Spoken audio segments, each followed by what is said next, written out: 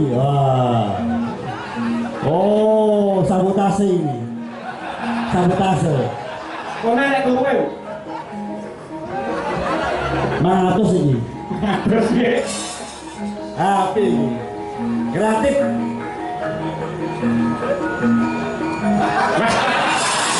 Itu jangan dibuka, itu rahasia, Pak. Oh, boleh sinden. Nah, mana itu Birgita? Nah, kok gak mandi dia? Oh, mana Mbak Niken ini? Tak lihat. Oh, sudah datang.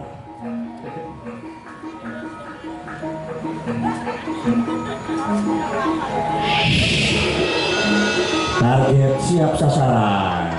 Ya, untuk mengetahui cuaca medan musuh. Waduh, asap tebal. Oke, diam yang ngisor. Oh iya iya.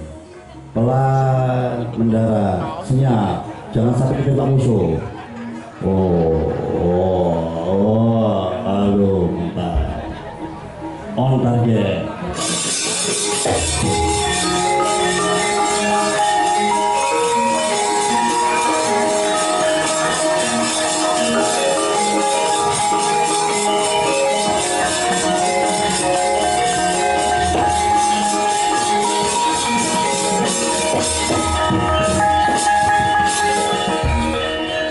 Bosa oyon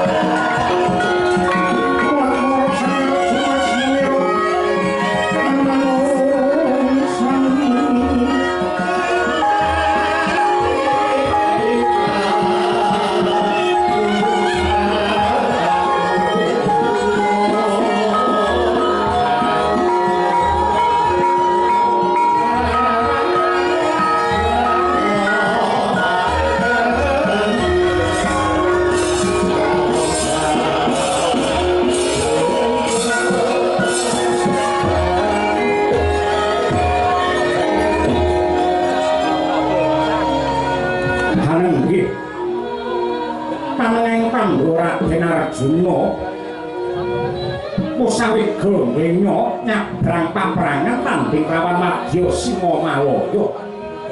Sigramiji dumateng para putra-putra ing sedaya samuya rumanti siaga ngrabosa musuh nyirnake angkaraning bumi. Dhateng kantun Bambang Sanggeni Raden Setyaki Raden Hanuman ingkang putra Pringgondani Sang Gatotkaca Raden Antarjemiwah Raden Antasena. Mangkono griya kawijil pangandikaning satriya Madukara mangkono lamun kawya sing lisan.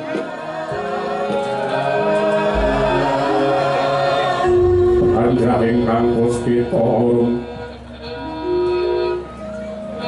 kasring samirana ambre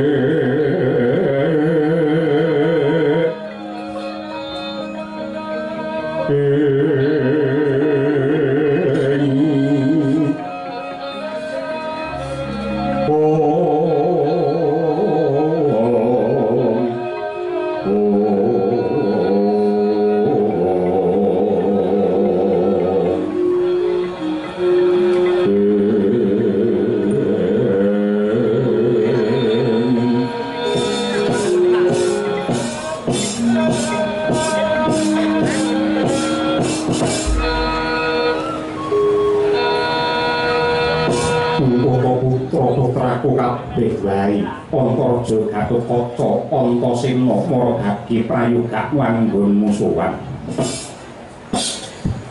Inggih Paman Arjuna, boten kirang sekeca anggen kuwasowan kalilan ingkang putra namung cumadong dawuh wonten wigatos menapa dene paduka pareng amiji dalem amiji sowan kula.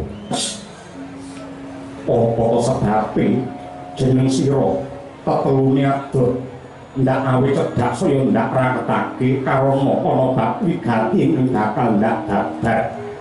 Ya merga kahanan saya nguta diri mula aku kang kajibak jumeneng Senopati Agung sakjroning payudan bakal paring katerangan magepokan lawan apa wae ingkang kudu disiagake kanggo nrenggalangi serangane musuh njaga kawibawaning negara ing paperangan akasa samudra lan daratan ngrabosa wadya Singamalaya lan nguwasani tulung giling besi.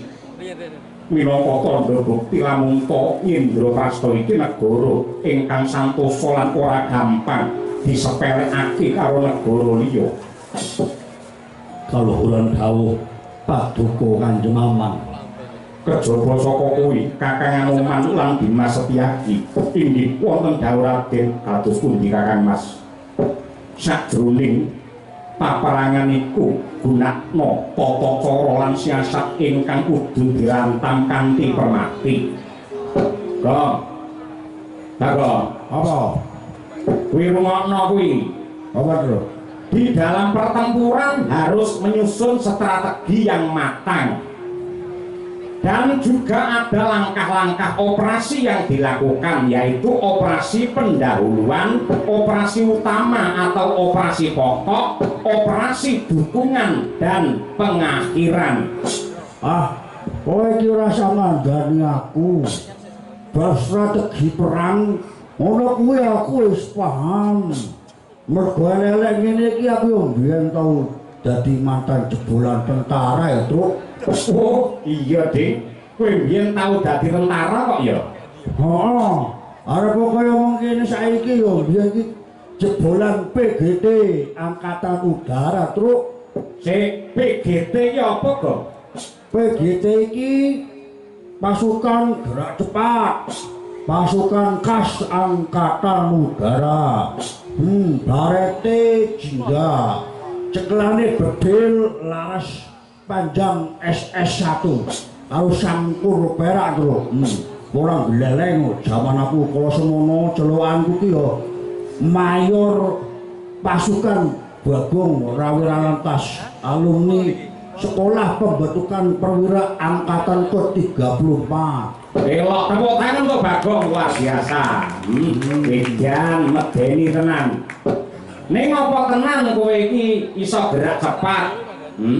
Wong wingi tes samaptal lagi 400 meter napasmu wis melar mingkus arep pedhot. Untung wae ana tim kesehatan sing grecek meni oksigen. Nek ora wis dadi layatan kowe le. Alah, kowe iki rasa ngece, Bro. Wingi yo tak akoni aku pancen lagi alfi. Mergo kokean pikirane, kokean tagihan. Kudune iki biasa lari dari kenyataan ya, Bro. Iki omong karemu dhewe apa nyemoni sing mburi? Mburi pisan kuwi ya. Ora kok malah diajak lari maraton ya. Pengen arep dadi juara malah dadi gotongan. Oh, saiki iki pancen wis bubrah. Ning biyen jaman aku sekolah perwira kok awakku ki singset. Tanganku ki yo mentekol, wetengku yo sipek. Jabatan ning senat yo strategis ya, Bro. Kowe njabat apa le? Spesial bendahara. Oh, tak kira lek komandan batalion ngakune kok karo PGT. Yo awalnya yo kanca-kanca ndapuk aku dadi komandan batalion to. Mergo kan aku ya wis luwih iki ya aku rak ya luwes. Sasek nek ngomong ya wibawa. Dadi nek kon dadi bagian lobi-lobi ning pelatih ya mesti tebus nek aku to. Lah kowe kok malah dadi bendara? Ayo mergo aku senenge yo ora nyekel bedil. Yo senenge aku ki yo nyekel duit. Nek kurang aku yo wani nomboki, nek susuk aku yo pinter mensenyapkan. Wah, itu iso ndot ijo tuku pulsa karo rokok itu. Oh, niki teng naskah wedhus sih, Pak. Mboten ono, Pak. Oh, aku tuh lho, Pak, niki. Oh, wedhus tenan kuwi, Kang. Oh, pancen jane aku ki ora cocok jadi PGT, terus bar lulus teko stupa aku njur njaluk pimpinan pindah korepe. Lah kok iso? Bagong dilawan. Betul, Bre. Ane urusan lobby ki ya masalah sepele. Wis pakar aku, Bro. Saben-saben pimpinan ora ana masalah mesti nyeluki aku itu. Dong, amankan. Amankan yo. Oh nggih, wis saken dawuh, Gus. Oh, dadi mergo kowe spesialis pengamanan kowe njur pindah ning Korup Intel, Pak? Ora no. Walaupun penampilanku ki yo cocok banget dadi agen intelijen, ning aku ki ora kepengin ning intelijen. Wong jamane isih bujang, aku yo seneng maca film detektif, Truk. Lah kenapa kowe kok ora seneng dadi detektif? Ora seneng blas aku. Mergo aku ora tau weruh detektif dadi wong sugih, Truk. Oh iya. Lah terus kowe pindah ning Korup apa, Le? Korup logistik pembekalan, Truk. Lho. Kok pinter men kowe, Gong? Lho, Bagong ki yo pancen anake sing paling pinter. IQ-ne yo di atas rata-rata. Dadi nek ana lakon wayang Petruk dadi ratu mesti ana lakon Bagong dadi ratu yo ora. Oh iya bener. Bener. Sapa ngerti engko ulang tahun TNI AU yang ke-81 tahun depan wayangan dengan lakon Bagong dadi ratu. Sik tekan ndi Mas? Iki mergo aku yo duwe cita-cita luhur Truk. Cita-cita apa, Le? Mewujudkan slogan perang dadi kenyataan. Slogan apa kuwi? Lho ngene iki lho. Nek manut buku lho iki lho, manut buku lho.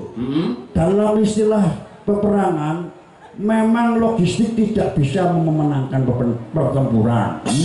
Nanging peperangan tanpa dukungan logistik yang kuat itu mustahil akan menang. Tepuk tangan luar biasa. Tepuk tangan untuk logistik. Mula kuwi aku arep melu memperbaiki tata kelola logistik di negara mata iki terus supaya bisa bila mana suatu saat negara harus berperang dengan musuh dari negara sing ngomaloyo, pasukan Amarta ki akan kuat melawan musuh karena terdukung suplai logistik dengan baik termasuk rudal, Bro. Bagong Ndoro menengo sawetara. siap, Ndoro. Aku tak mbacotake anggengku dialog. Ini, Ndoro. Babakan gelar Paris pemerating peperangan marang para bendaramu kabeh. Mula lungguh sing kepenak yoga. Ini, Ndoro. Dimas Setyaki siadi ndak perintah dadi pengareping Telik Sandi ing Sepawarta goleki keringkiane musuh lan kudu tetep prayitna aja nganti wewadi kekuatan Indra Prasta dingerteni dening wong Singamalaya. Enggal sebareng prajurit Telik Sandi becik ing akasa samudra lan daratan kanggo andhingke siasat peperangan apa kang digunakake dening wong Singamalaya.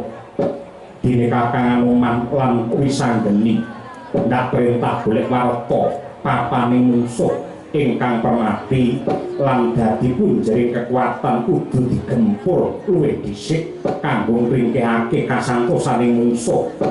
Tumplak kabeh budidayamu becik prajurit Telik Sandi lan pirantine kabeh. Oh, kuwi lho, Gong. Ndara Janaka paring dawuh supaya menggunakan kemampuan sumber daya teknologi informasi yang kita miliki, baik prajurit Telik Sandi khusus maupun peralatan pendukung. Karena sekarang kita sudah masuk era modern. Kemampuan perang yang didukung dengan teknologi informatika, tenaga nuklir dan biologi yang mampu menghancurkan kekuatan musuh tanpa harus berhadapan langsung. Alah, biyen aku ya wis enek, biyen ki ya wis enek, Bro. Mateni wong tanpa saka kadohan ki ya enek, Bro. bisa manteni wong saka kadoan. Oh. Carane piye? Disantet. Kuwi dosa kuwi ora kena kaya ngono kuwi. Dosa kepiye wong jenenge perang ki anane kil ortu bikil. Apa ki Dik? Metu kikil sapi barang kuwi. Ngerti apa ora kowe? Kil ortu bikil ki tegese membunuh atau terbunuh terus. Nek kowe maju perang, njur kowe tu bikil mati, ya mengko bojomu alias dadi randra. Waduh. Lah utang BRI durung lunas e kok. Lah kok nyicil sapa mengko? Kowe bab kowe percaya gampang kuwi. Serahkan pada ahline. Mengko nek kowe mati, aku sing ngurus ning BRI supaya bisa dianggap lunas. Mergo nek kowe mati di medan tempur, kowe iki membela negara lho. Mengko masalah bojomu ben aku sing ngurus. Tak lanjutkan perjuanganmu terus. Lah bojoku sik ayu, suarane sik apik kok. Enak e.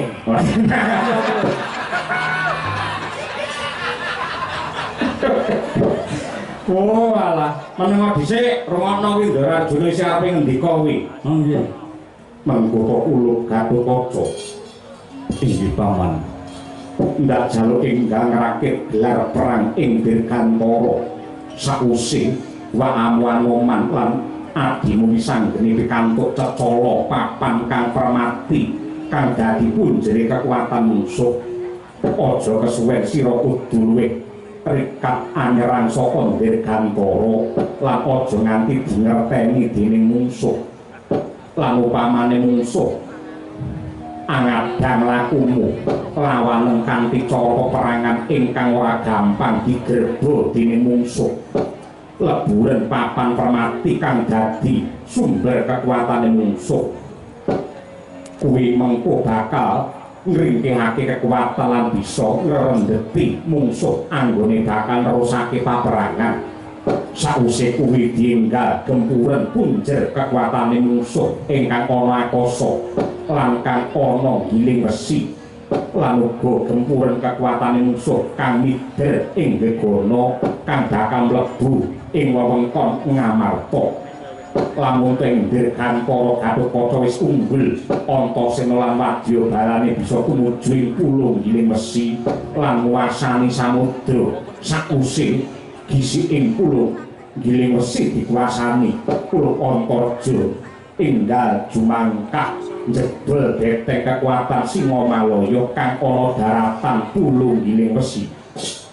Inggih paman, dawuh paduka Sang Selawati Agung ingkang dados paugeran anggen kula rakit laring paperangan ing Dirgantara.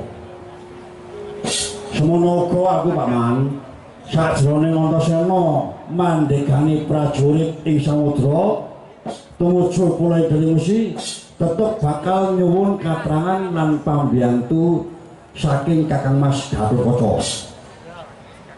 Semanten ugi kula aman kula badhe ngetok kegiatan prajurit saking daratan kanthi senjata lengkap supados enggal nguasani Pulau Gilimusi.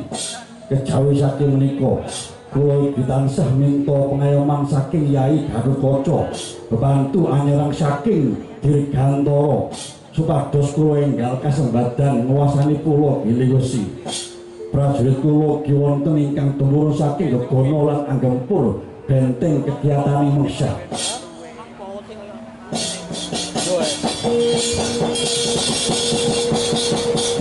Enjing pidal gumuruh saking jroning praja.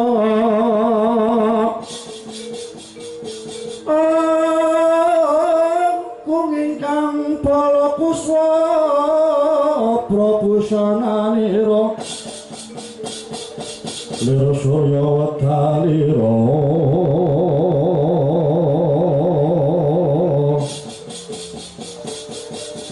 Saka ing jalan iki arsa madangi jagat tumungop aning sak bocah ing ukir babang sumirat kena sarajaya mega lan gunung